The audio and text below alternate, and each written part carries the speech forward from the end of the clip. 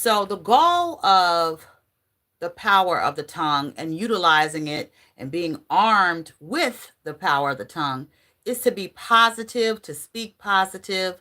But sometimes we have challenges. And so that's what we're talking about tonight when you have to have difficult conversations. Now, sometimes you need to talk to your spouse, right? And sometimes that's hard. Sometimes you need to talk to your mate, your partner. It's hard because you don't want the tension. Sometimes you have to talk to your parents. It's hard. Some people have relationships that foster that type of engaging, right? Engagement. And then some people don't. So, what we are going to talk about are steps to having a very difficult conversation if you need to. So, the first thing we want to do is decide what we want out of this conversation.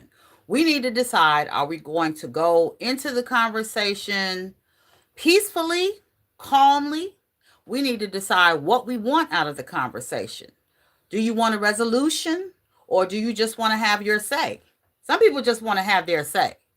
But if you're having a difficult conversation, then it's probably best to want some sort of resolution. What do you want the outcome to be? I bet every one of us can think of a conversation that we need to have with someone. So, what is it that you're hoping to convince somebody to do? What type of resolution are you looking for in that conversation?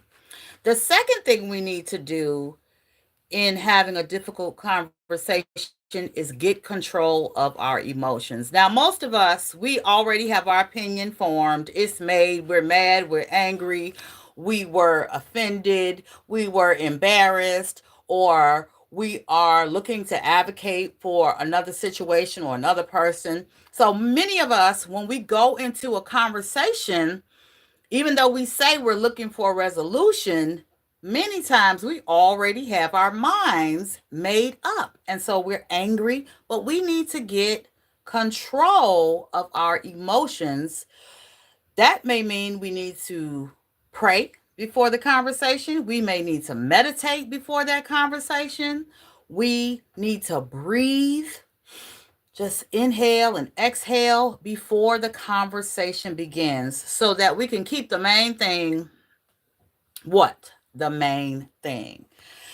The third step in having a difficult conversation is that you probably already know what the person that you need to have this conversation with is going to say. More than likely, you've been around them enough or you've been exposed to them enough until you know. And when that happens, we need to either be able to counteract that with a resolution or more calm methods of conversation. If you don't know what the person is going to say, then you really need to consider it. Because if you plan on having a conversation that is going to be difficult in nature, then you probably need to get a pen and sit down and think about, okay, what is this person going to say when I tell them XYZ? When I tell them I don't like the way they talk to me? When I tell them I'm having issues truly understanding some of the methods that they want me to use, which is why we keep clashing and bumping heads. These are the things that we have to think about when it is time to seriously have a difficult conversation. Now, we're talking about the power of the tongue. So, the fourth thing you have to do is stay calm and stay positive because what you want is resolution. You really want resolution. Most of the times when we have problems with people, even when we're hurt because we want peace. We really want resolution. And we have to learn to adjust those emotions and stay calm. But most of the time, the root is pain, feelings are hurt, And somewhere along the way, there's a disappointment. So we have to stay calm. We have to stay positive. I know it's hard, but this is what we must do. Otherwise, nobody's going to get anywhere with a difficult or challenging conversation. Here's the fifth thing, and this is so important: leave your emotions outside the door and state the facts. The facts. It would not help, again, to write down some of your thoughts prior to having a conversation that's going to be difficult. But you have to state the facts. You can't go projecting and adding on to what somebody said or adding other additional information and scenarios onto something that truly did happen. You only need to state the facts and stick with the facts. Stick with the obvious, the things that truly happened or the things that truly said. You cannot project, and we know we talked about projection a couple of videos ago.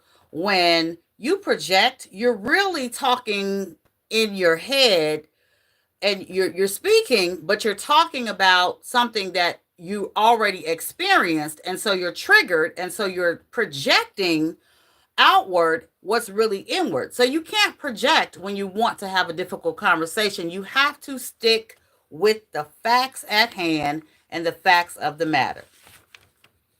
Now, here we are. We're on step 6 of having a difficult conversation. You have to listen to what the other person is saying. Once you've had your say, right? You've come in peace. You've stated the facts. You've determined what you think the person is going to say. Now it's time to listen to what their response is.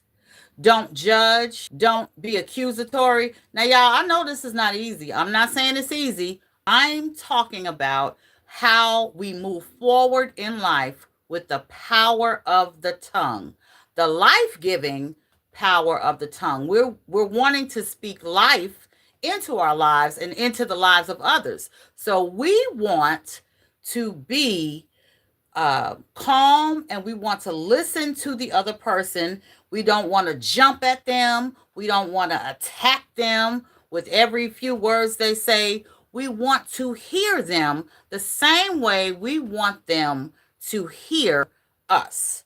So that means shut your mouth and listen to what the other person is saying, and don't pre-pack your preconceived responses. Just listen. Lastly, we want to try and reach a compromise. It may not always go the way you want it to go, but you can come together. I really believe this. When you come to somebody and you're calm and you prayed and you meditated, and now you want to have a discussion that may be difficult because there's some feelings hurt, some things happen. You want to have your say, you're speaking facts. Now it's time to try and reach a compromise. And a compromise just means that the two of you are going to come together. One person may not get all of what they want, and another person, the other person, may not get all of what they want.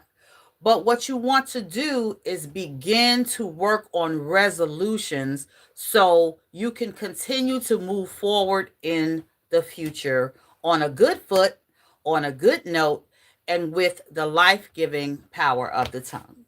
So that's it. That's our talk for tonight on Power of the Tongue. Come back tomorrow. We'll be discussing passive aggressive behavior. And you all, I don't know if you know what that is, but I'm sure you've experienced it. Passive aggressive behavior. That's that person that does not say what they really want to say.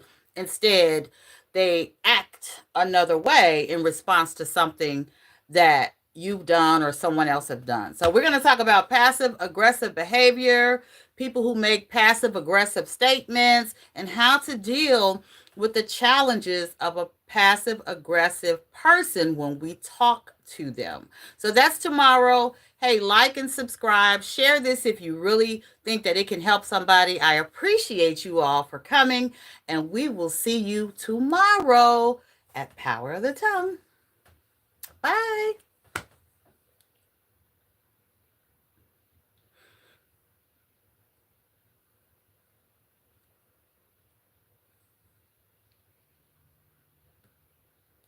Hmm.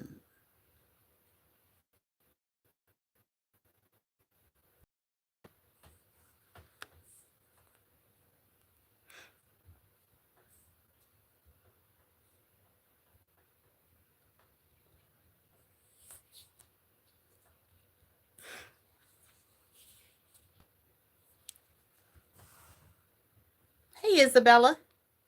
Oh, I see some comments here.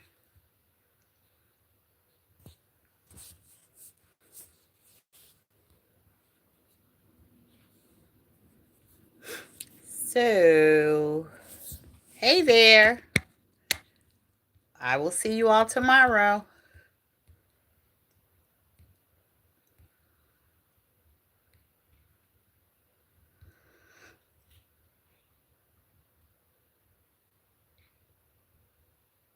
I, for some reason, don't know how to get this.